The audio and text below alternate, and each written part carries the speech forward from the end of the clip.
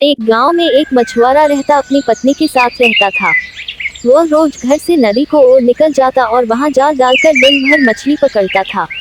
शाम तक जितनी मछली पकड़ पाता उसे बेचकर प्राप्त पैसों से अपना घर चलाता था। आमदनी अधिक नहीं थी, क्योंकि कभी ढेर सारी मछलियां फंसती तो कभी बहुत ही कम। जैसे तैसे उसके दिन गुजर रहे थे। इस पर भी वह संतुष्ट था और सुख चैन से अपना जीवन बसर करने की कोशिश करता था। लेकिन उसकी पत्नी लालची किस्म थी। चाहे वह कितने ही पैसे घर लेकर आए, वह कभी खुश नहीं होती और उसे उलाहना दिया करती थी। मछुआरा ज्यादा मेहनत कर अधिक से अधिक पैसे कमाकर उसे खुश करने की हर संभव कोशिश किया करता था, लेकिन कभी उसे खुश नहीं कर पाता था। एक सुबह जब मछुआरा उठा तो उसका शरीर बुखार से तप रहा था, लेकिन पत्नी के डर से वह जाल लेकर नदी की ओर चला गया।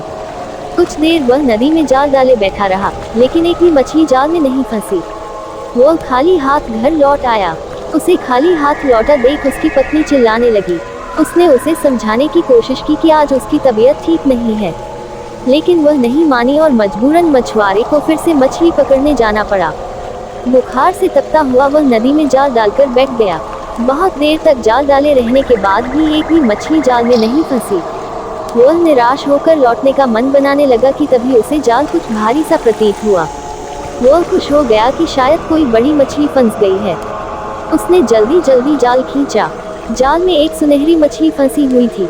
मछुआरे ने इतनी सुंदर मछली पहली बार देखी थी। वह उसे हाथ में लेकर निहारने लगा।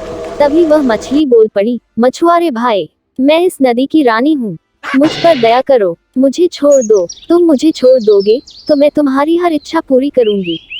मछुआरे को मछली पर दया आ गई। उसने वापस नदी के पानी में छोड़ दिया और घर वापस आ गया। घर में पत्नी ने उसे फिर खाली हाथ लौटा देख उत्पात मचा दिया। मछुआरे ने उसे किसी तरह शांत कर सुनहरी जादुई मछली की बात बताई। सारी बात जानकर उसकी पत्नी भड़क गई कि जब जादुई मछली हर इच्छा पूरी करने तैयार थी तो तुमने कुछ मांगा क्यों नहीं। उसने जबरदस्ती मछुआरे को नदी पर भेजा और जादुई मछली से खाने पीने का सामान मांगकर लाने को कहा। मछुआरा नदी पर पहुंचा और किनारे खड़े होकर जोर से चिल्लाया, मछली रानी, मछली रानी, बाहर तो आओ, मेरी एक विनती सुन लो। कुछ ही देर में नदी के पानी में हलचल हुई और सुनहरी जादुई मछली पानी के ऊपर आ गई। क्या बात है मछुआरे भाई, मुझे क्यों बुलाया। मछली बोली, मछली रानी, आज घर पर खाने का कुछ सामान नहीं है। मैं और मेरी पत्नी दोनों भूखे हैं। क्या तुम मुझे खाने का कुछ सामान दे सकती हो। मछुआरा हाथ जोड़कर बोला, क्यों नहीं। मछली बोली, तुम अपने घर पहुंचो, वहां खाने का सामान पहुंच जाएगा। मछुआरे ने वापस घर की राह पकड़ ली। जब वह घर पहुंचा तो देखा दरवाजे पर खाने पीने की ढेर सारी चीजें रखी हुई है। उसने आवाज लगाकर अपनी पत्नी को बुलाया और वे सारी चीजें दिखाई। उसकी पत्नी खुश हो गई। सारी चीजें घर के अंदर रखने के बाद मछुआरा बैठा ही था कि पत्नी बोली, तुम भी क्या बस खाने पीने की चीजें ही मांग कर लाए। सुंदर वस्त्र और कीमती आभूषण भी तो मांगने चाहिए थे। अभी जाओ और जादुई मछली से जाकर वस्त्र और आभूषण मांगो। मछुआरे को बार बार जाकर मछली से चीजें मांगना ठीक नहीं लगा।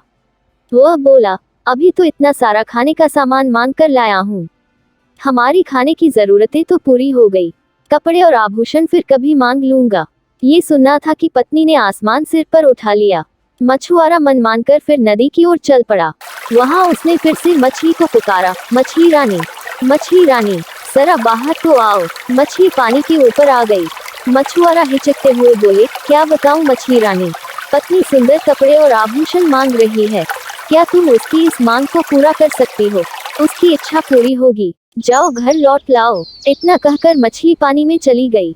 मछुआरा जब घर पहुंचा तो देखा कि उसकी पत्नी नए कपड़े और आभूषण पहनकर बैठी हुई है। मछुआरे को देखते ही वह खुशी से झूम उठी। अपने नए कपड़े और आभूषण दिखाते हुए वह बोली, सुनो जी, मैं इन कपड़ों और आभूषणों में किसी रानी से कम नहीं लग रही हूँ। ऐसे में इस झोपड़ी में रहना कहाँ शोभा देता है।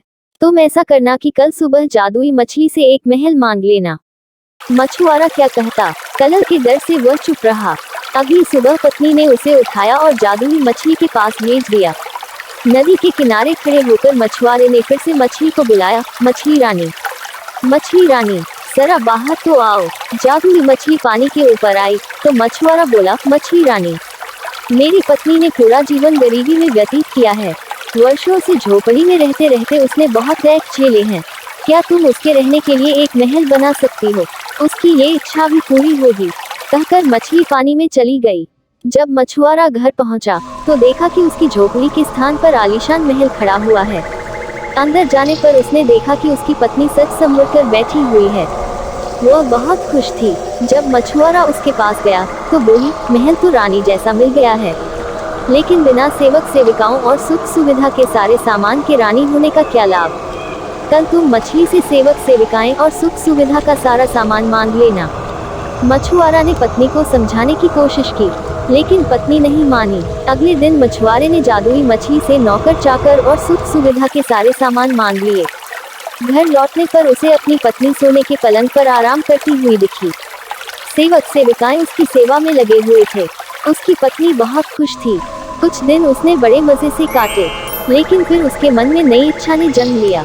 एक दिन वह मछुआरे से कहने लगी, मैं इस महल रानी तो बन गई, लेकिन अब मैं इस पूरी पृथ्वी की रानी बनना चाहती हूँ। जाओ जादुई मछली से कहो कि मुझे इस पृथ्वी की रानी बना दे। मछुआरा अपनी पत्नी की रोज रोज की इच्छाओं से तंग आ चुका था और इस बार तो अति हो चुकी थी। उसने मछली के पास जाने से मना कर दिया।